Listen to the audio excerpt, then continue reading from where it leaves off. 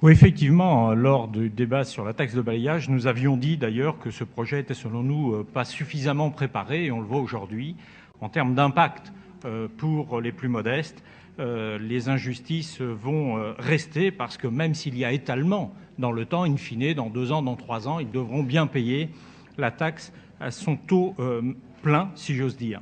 Alors, le vœu de l'exécutif confirme d'ailleurs ce que nous avions dit, et nous sommes partisans d'aller beaucoup plus loin. On ne peut pas se contenter de dire que c'est les maisons qui sont aux angles des rues qui sont concernées. Il y a bien d'autres sujets, la largeur des rues, toutes les rues au-delà de 12 mètres ont un système dérogatoire. Les maisons ou les immeubles en cœur d'îlot sont également avec un statut dérogatoire.